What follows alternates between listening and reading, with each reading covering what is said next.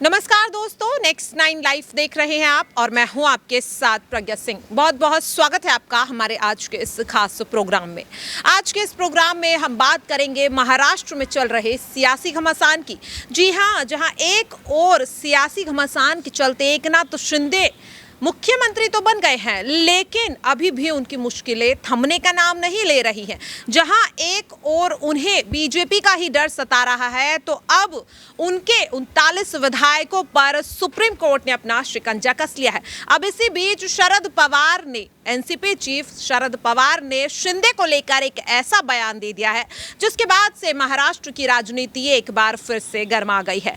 क्या कुछ ये पूरा मामला है, आज इसी को समझने की कोशिश करेंगे। चर्चा के लिए मेरे साथ मौजूद है मेरे बेहद ही खास सहयोगी दीपक। दीपक, आपका बहुत बहुत स्वागत है। दीपक, जिस तरीके से हम लगातार देख रहे हैं कि महाराष्ट्र में तख्ता पलट हो चुका है, बीजेपी एक बार फिर से सत्ता में आ गई है शिंदे से हाथ मिलाकर, लेकिन एक के बाद एक ये जो बड़े उलटफेर हो रहे हैं, समझ ही नहीं आ रहा है कि आखिरकार चल क्या रहा है। क्योंकि देखिए, जहां एक और शिंदे को सत्ता मिल गई है, उद्धव ठाकरे इस्तीफा दे चुके हैं, लेकिन फिर भी जो 53 विधायकों पर अब याचिका दर्ज की गई है, इसके बाद जितना खतरा उद्धव गुट को है, उससे ज्यादा खतरा यहां पर शिंदे गुट को है। क्योंकि जहां एक और उद्धव ठाकरे के 14 विधायक शामिल हैं, तो वही 39 विधायक शिंदे गुट के हैं।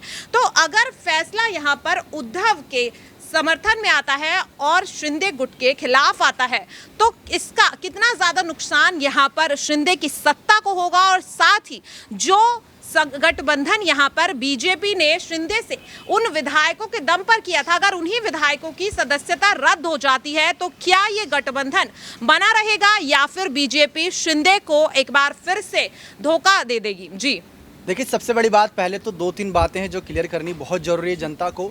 जो ये बीजेपी और शिंदे का ये गठबंधन कहा जा रहा है, गठबंधन नहीं, ये समर्थन है। यानी कि जो 106 विधायक बीजेपी के पास थे, 10 से 12 विधायक निर्दलीय बीजेपी के साथ जुड़े हुए थे, उसमें 39 विधायकों का समर्थन रहा है। उसी समर्थन के दम पर ये सरकार बनी है शिंदे की। तो समर्थन एक अलग होता है और समर्थन आज है कल नहीं रह सकता है। तो ये बड़े बड़े फैसले हो सकते हैं। जिस तरीके से शिवसेना को एनसीपी और कांग्रेस का समर्थन था, सीटों के आधार पर पद बांटे गए थे, वैसे ही यहाँ पर कुछ देखने को मिल सकता था। लेकिन आपने एक बात नोटिस करी हो कि सीधा मुख्यमंत्री बना दिया गया एकनाथ शिंदे को।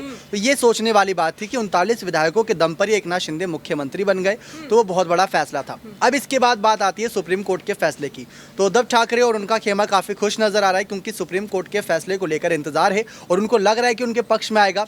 लेकिन अगर शिवसेना की बात करें तो आँच शिवसेना पर आएगी, क्योंकि 39 विधायक वो शिवसैनिक हैं और वो शिवसेना से ही गए हैं बगावत करके। तो उनको शिवसैनिक नाम दिया जा रहा है। शिंदे गुट भले ही कहा जा रहा हो, लेकिन शिवसैनिक के तौर पर वो काम कर रहे हैं और बाला साहब ठाकरे के विचारों पर कर रहे हैं। अभी तक कोई कदम ऐसा नहीं देखने को मिला जो बीजेपी के कहने पर चल रहे हों, बल्कि शिंदे अपने अकेले के फैसले सुना रहे हैं महाराष्ट्र की जनता के लिए। वो अपने लिए कोई फैसले नहीं सुना रहे। चाहते तो सत्ता का फायदा उठाकर कुछ बड़े फायदे अपने लिए उठा सकते थे, लेकिन सबसे बड़ा उनका जो पहला फैसला था कि मुख्यमंत्री को एक जो सुख सुविधाएं दी जाती हैं, जो कारों का एक काफिला निकलता है, वो उन्होंने लेने से इनकार कर दिया।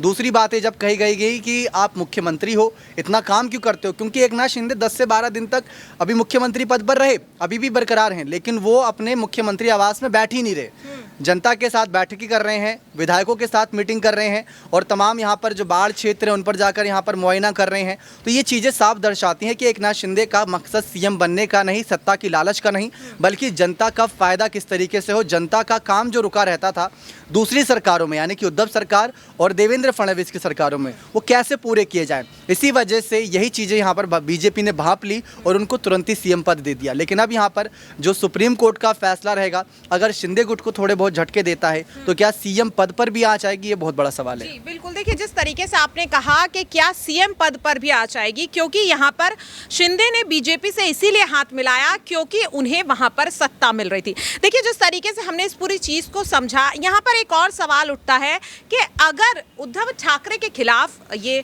सुप्रीम कोर्ट का फैसला आता है, तो शिवसेना वर्सेस शिवसेना ये जो खेल चल रहा है, इसमें कहीं ना कहीं शिवसेना शिंदे के हाथ में आ जाएगी। लेकिन देखिए, बीजेपी ये बहुत अच्छे तरीके से जानती है कि शिवसेना पार्टी महाराष्ट्र की सबसे मजबूत पार्टी मानी जाती है।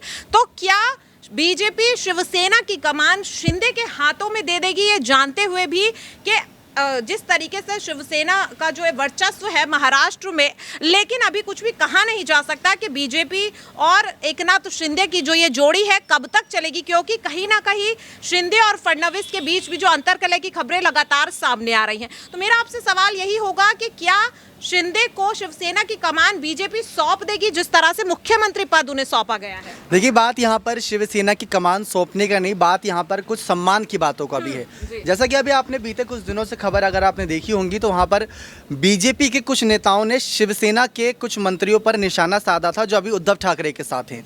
लेकिन शिंदे गुट के नेता दीपक केसरकर के संग कुछ नेताओं ने बीजेपी के उन्हीं नेताओं को चेतावनी दे दी थी कि मातोश्री और उद्धव परिवार के खिलाफ हम एक भी बात नहीं सुनना चाहेंगे, चाहे हमने बगावत करी हो, हम पार्टी से अलग आए हों, लेकिन अभी भी यहाँ पर उनको समर्थन करते हैं। मान सम्मान वही बरकरार है। अगर यही मान सम्मान की लड़ाई है और बात शिवसेना की आएगी तो उद्धव ठाकरे ही मुखिया थे, क्योंकि बाल ठाकरे की मौजूदगी में उनको काफ़ी सत्ता सौंपी गई थी। राज ठाकरे भी थे और कई बड़े और नाम भी उनके पार्टी के साथ थे, लेकिन उद्धव ठाकरे को अगर ये पद सौंपा गया तो शायद उसका मान सम्मान, उसका पूरा तरीके से ओहदे का ख्याल यहाँ पर एकनाथ शिंदे और उनका गुट रखेगा।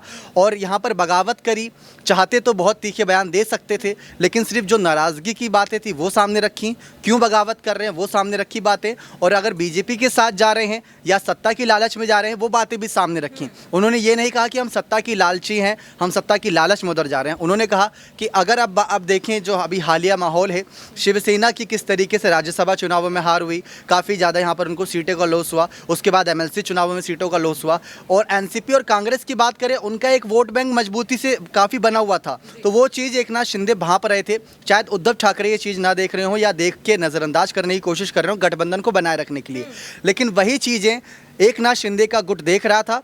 और शरद पवार के खिलाफ उन्होंने अभी हाल ही में बयान दिया है कि इनके यानी शरद पवार के जो फैसले रहते थे वो हमेशा शिवसेना को तोड़ते नजर आए हैं। उन्होंने राज ठाकरे तक का जिक्र कर दिया कि अगर राज ठाकरे बगावत करके गए थे तो शरद पवार का समर्थन था। तो ये चीज़ें देखने वाली हैं कि किस तरीके से एकनाथ शिंदे और उद्धव ठाकरे आमने सामने भले ही हैं, लेकिन दोनों ही शिवसैनिक कहे जाते हैं। और इसका नुकसान कुछ देवेंद्र फडणवीस को भी डिप्टी सीएम पद पर बैठकर मिला, और वहीं शरद पवार के हाथ से भी सत्ता चली गई, उनको भी नुकसान मिला। जी बिल्कुल, साफ तौर पर कहीं ना कहीं ये जो पूरा इस वक्त घमासान चल रहा है। चलिए दीपक, इसके अलावा एक और चीज समझने की कोशिश करेंगे। देखिए, जिस तरीके से हमने महाराष्ट्र में देखा कि सियासी संकट के चलते किस तरह से तख्ता पलट हुआ, सभी को हैरानी हो गई कि आखिरकार सिर्फ एक महीने में इतना बड़ा उलटफेर हो गया। अब देखिए, सियासी संकट सबको लग रहा था कि यहाँ पर बीजेपी शिवसेना को तोड़ने की कोशिश कर रही थी, इसलिए सियासी संकट के चलते ये तख्ता पलट हुआ। लेकिन अब सियासी संकट महाराष्ट्र के साथ साथ और भी एक दो ऐसे राज्य हैं जहां पर छाता हुआ नजर आ रहा है। इसी पर मैं जोड़ना चाहूंगी महाराष्ट्र का बिल्कुल पड़ोसी राज्य गोवा। देखिए, गोवा में भी इस वक्त बीजेपी की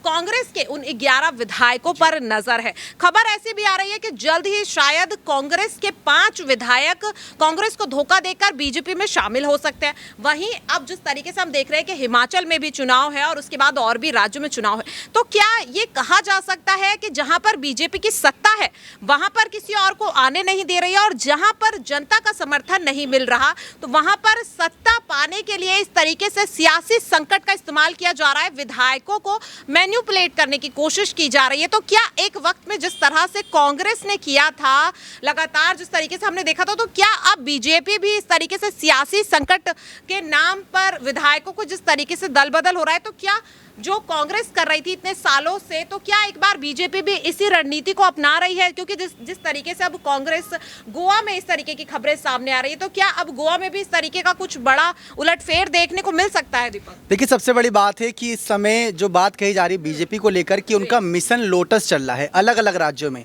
जैसे जहां जहां उनकी सरकार नहीं है वहां ये मिशन लोटस चलाया जा रहा है। कुछ विपक्षी नेताओं ने इसको मिशन लोटस की जगह मिशन लूटस नाम दिया गया, यानी कि हमको लूटते नजर आ रहे हैं, सेंधमारी कर रहे हैं, पार्टियों को डिवाइड एंड रूल पर लाकर खड़ा कर दे रहे हैं। जो पार्टियां हैं परिवार के बीच ही एक विवाद डालते हैं, फूट डालते हैं, उसका फ़ायदा उठाते हैं।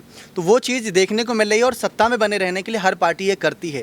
जब तक कोई बड़े चेहरे को अपने साथ नहीं जोड़ेगी, जैसे गुजरात में हार्दिक पटेल की बात करें, और यहाँ पर अगर एकनाथ शिंदे की बात करें, मध्य प्रदेश में ज्योतिरादित्य सिंधिया की बात करें, और राजस्थान में भी कोशिश की गई थी कि सचिन पायलट को भी अपने साथ जोड़ लें, तमाम उस पर भी बयान दिए थे। लेकिन कुछ जगह कामयाबी हासिल हो रही है, कुछ जगह नाकामयाबी हासिल हो रही है, लेकिन कम से कम मिशन को लागू कर रखा है और सेंधमारी करते हुए कुछ ना कुछ सीटों का इन्हें फ़ायदा हो रहा है, यह हर कोई देख रहा है। तो क्या ये पूरी तरह से 2024 की तैयारी है, जिसे पहले सब समझ रहे थे कि महाराष्ट्र में जो सियासी संकट चल रहा था वो कहीं ना कहीं बीजेपी शिवसेना से जो गठबंधन था उसे लेकर कहीं ना कहीं अपनी भड़ास निकाल रही है, लेकिन ये जो सियासी संकट के चलते एक के बाद एक राज्य बीजेपी की लिस्ट में शामिल है, जैसा आपने बताया ऑपरेशन लोटस। तो क्या ये 2024 की तैयारी पूरी चल रही है बीजेपी की? देखिए 2024 की तैयारी राष्ट्रपति चुनाव और उपराष्ट्रपति चुनाव से बहुत साफ हो जाएगी, क्योंकि अगर विपक्ष की बात करें तो यूपी में आप ओपी राजभर की खबरें सुन रहे हैं, और यहाँ पर अगर महाराष्ट्र की बात करें उद्धव ठाकरे द्रौपदी मुर्मू को समर्थन कर रहे हैं, गठबंधन पर असर पड़ रहा है।